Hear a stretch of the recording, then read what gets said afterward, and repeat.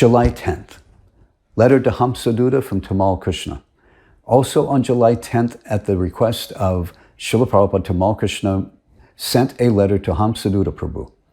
Even though His Divine Grace made the effort to sign the July 9th letter, presumably on the morning of the 10th, Srila Prabhupada was too weak to read and sign most other letters after this date. Now that Srila Prabhupada was so ill and weak, the process became that Tamal Krishna, acting as Srila Prabhupada's secretary, would read the letters that were sent from various devotees, read them to Srila Prabhupada. Srila Prabhupada would verbally give a response.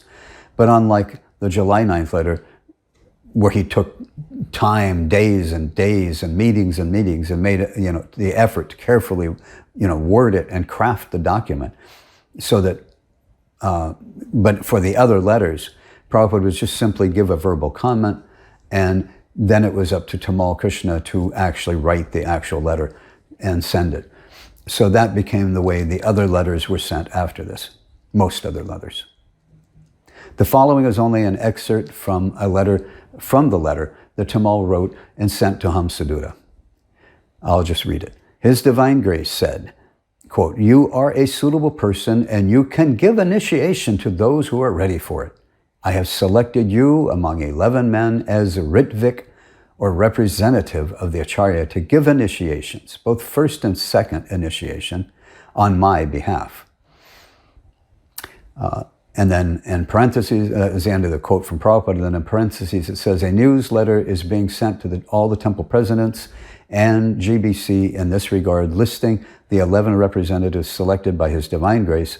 Those who are initiated are the disciples of Srila Prabhupada, and anyone who you deem fit and initiate in this way, you should send their names to be included in Srila Prabhupada's Initiated Disciples book.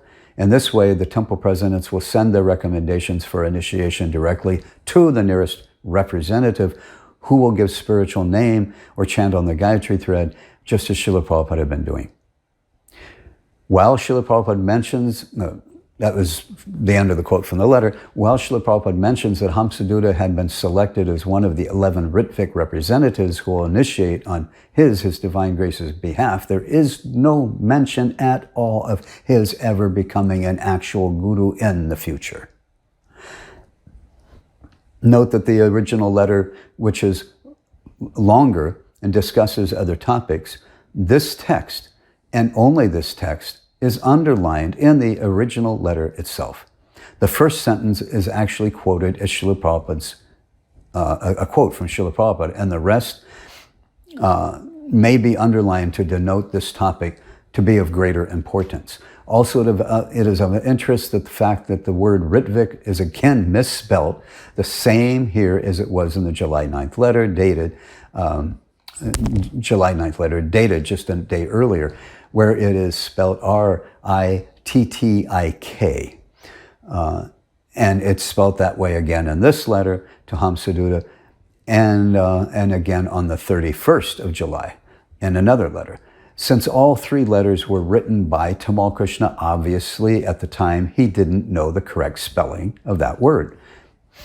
Note that these letters constitute Srila Prabhupada's last and final letters to these GBC men, and most specifically to the men he had named to become his Rtvik representatives on the topic of initiation before he departs. These are the only letters written on this topic after May 28th meeting.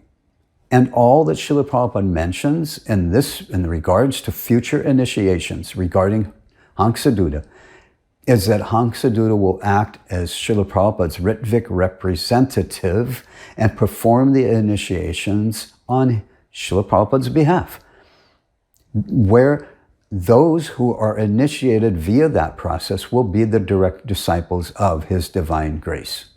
There is absolutely no mention of these men ever becoming actual gurus.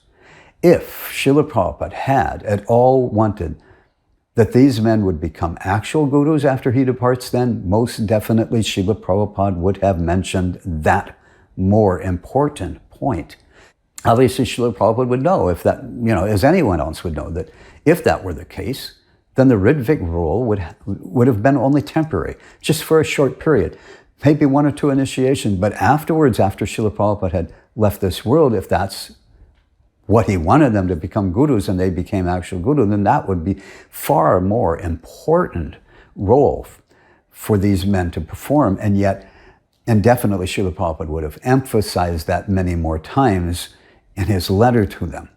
Obviously, Srila Prabhupada never wanted that those who were named as Ritviks would become actual gurus. That is a total misunderstanding by the GBC. If the GBC can't come to terms to accept this, then those who are really sincere in accepting Srila Prabhupada and accepting his shelter and following his teachings, they must demand a new GBC or start the real ISKCON all over again.